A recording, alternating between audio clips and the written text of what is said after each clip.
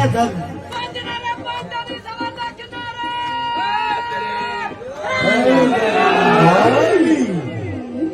سچیا کا بیڑا تے گل بھی سچی کرنے میرا ہے درد بڑی بڑی بات ہے. مولا کائنات کا نام ہے حیدر کرار. مولا کائنات کا لقب ہے حیدر کرار اور میرا ہے درد. میرا ہے درد میں بے در نہیں ہوں. میرا ہے درد بابا جی میرا ہے درد بے در نہیں ہوں. کیوں؟ کتا در در جات ہے. کتا در در جات ہے. کون سا کتا؟ سامنے توجہ فرمائیے گا دیکھیے گا. بابا جی حضور توجہ چاہوں گا. میرا ہے درد میں بے در نہیں ہوں. وہی کو بندہ ہوتا ہے جہاں گلے چ پٹانا ہوئے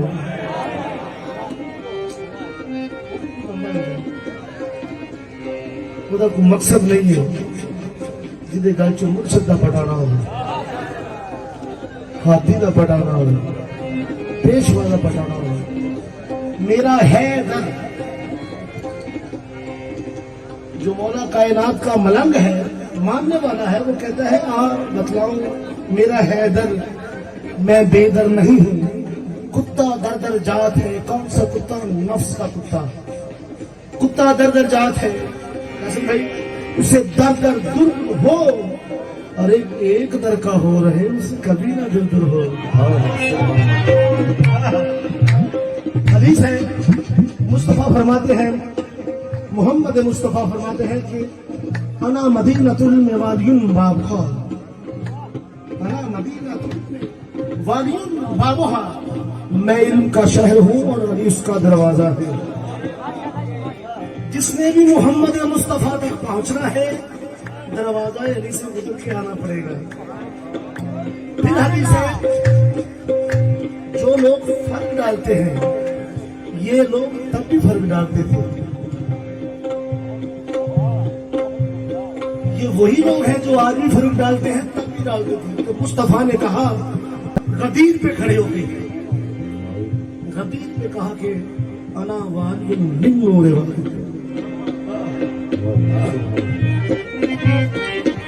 انا والی من نور والی. اے لوگوں مجھ میں اور علی میں فرق نہ سمجھنا.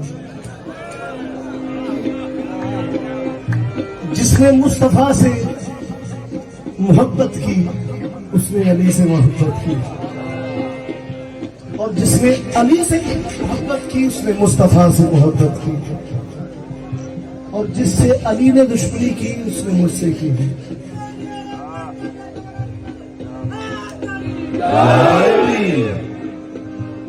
نبی پاک فرماتے ہیں کہ جنہیں میرے نال دشمنی کی تھی انہیں علی نہ کی تھی.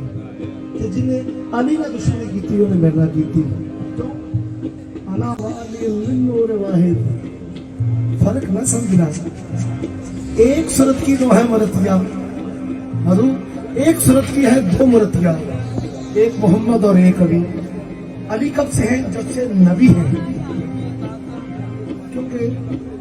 کیونکہ بنانے والا خود ہی پیدا ہو گیا.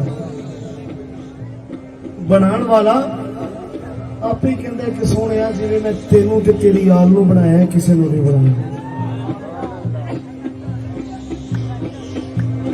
ایک صورت کی ہے دو مرتیہ. ایک محمد اور ایک علی. علی کب سے ہے؟ جب سے نبی ہے. اور نبی کب سے ہے؟ جب سے علی ہے. کیوں؟ جبریل کا استاد ہے اور خالق کا ولی ہے. یہ دفتر کونین کا فرد ازلی ہے. تو میرے نال مل کے نعرہ لانا ہے ایس درد و نجف دے گنبد کی کر آواز جاتے ہیں. ظاہری نہ جاوے باطنی ضرور جانے چاہیے کیونکہ سچیا نہ میرا ہے.